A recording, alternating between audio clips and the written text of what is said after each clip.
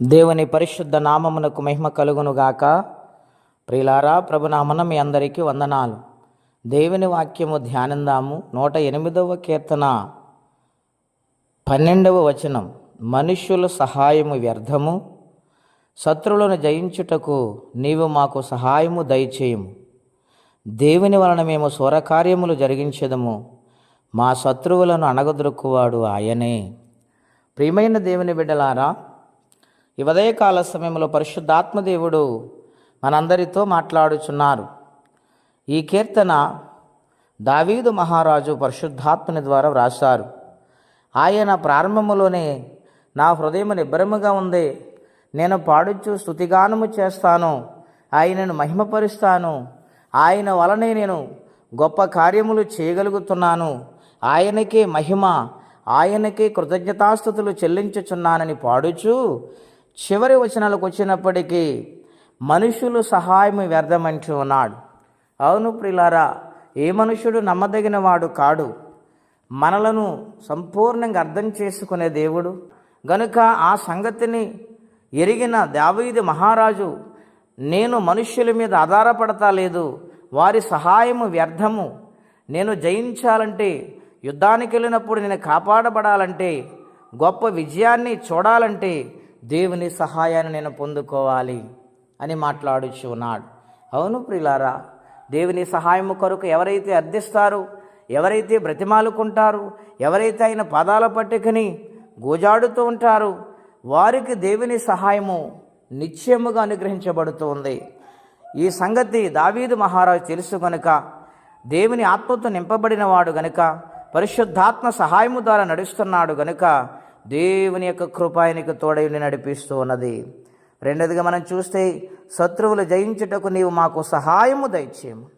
అవును ప్రియులారా, శత్రువులు అనేవి అనేకమైన ఉంటవి. అవి రోగములు అవ్వచ్చు, ఇబ్బందులు అవ్వచ్చు. వాటి నుండి మనం విడుదల పొందాలంటే మన వల్ల కాదు, కానీ దేవుని సహాయము చేత మనము జయం పొందగలుగుతాము. ప్రియమైన దేవుని బిడ్డలారా, మన శత్రులను అణగదొక్కువాడు ఆయనే అని అంటూ ఉన్నాడు. ఎంత నిశ్చయమైన విశ్వాసము, దేవుని మీద ఎంత సంపూర్ణంగా ఆధారపడి ఉన్నాడు. ఈనాడు ఎంతమంది ఉన్నారండి దేవుని సంధిలో ఉంటూ కూడా లోకం కొరకు ఆలోచించేవాళ్ళు, లోక ఆకర్షణలో పడి శరీరాశ, నేత్రాశ, జీవపుడంబం ఇవి కలిగిన వారు లేరా? ఈనాడు భక్తి జీవితంలో సంపూర్ణమైన విధేయత కలిగిన వారు ఎవరైనా ఆకాశం నుండి ఆయన పరిశీలన చేస్తూ ఉన్నాడు గనుక దేవుని పాదాలు పట్టుకునే వారిగా బ్రతిమాలాలి.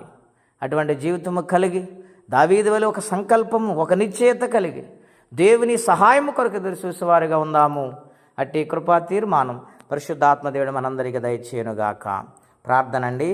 అత్యంత కృప కలిగిన దేవా, బహోన్నతమైన మీ నామం కొరకై వందనాలు. ఘనమైన మాటలు చేత మమ్మల్ని బలపరుస్తావు నాయన. మీ కుమారులు దావీదు మహారాజు నాయన నిన్ను మహిమపరుస్తూ, నిన్ను పాడుచూ స్తుతిస్తూ నాయన శత్రువుల మీద జయమిమ్మని, సహాయము పంపించమని బ్రతిమాలుకుండగా ఖచ్చితంగా మీరు సహాయం చేశారు. ఇశ్రాయేలు రాజ్యాన్ని కాపాడుతూ వచ్చారు. ఆయన ఎక్కడికి వెళ్ళినా విజయంతోనైనా నీ నామములో వచ్చేవాడు ప్రభువా. కనుక నీకు మహిమ చెల్లించాడు ఆయన. అలాగే ప్రతి విషయంలో కూడా నిన్ను స్తుతించేవారుగా, నిన్ను మహిమపరిచేవారుగా, ఘనపరిచేవారుగా కృపను, సహాయమును మాకు అనుగ్రహించండి తండ్రి. నాయన మాకు సహాయము నీవే, మమ్మల్ని అర్థం చేసుకుని ఆదరించు దేవుడు నీవే గనుక మా పక్షాన గొప్ప కార్యములు చేసి మహిమ పొందమని, ఎవరే కష్టములు, బాధలు, ఇబ్బందులు ఉన్నారో వారికి సహాయం పంపించమని, దినమ దీవెనకరంగా మార్చమని యేసుక్రీస్తు వారి పుణ్యనామములో ప్రార్థించి స్తుతించి వేడుచున్నాము తండ్రి. ఆమేన్. దేవుడు దీవించును గాక. ఆమేన్.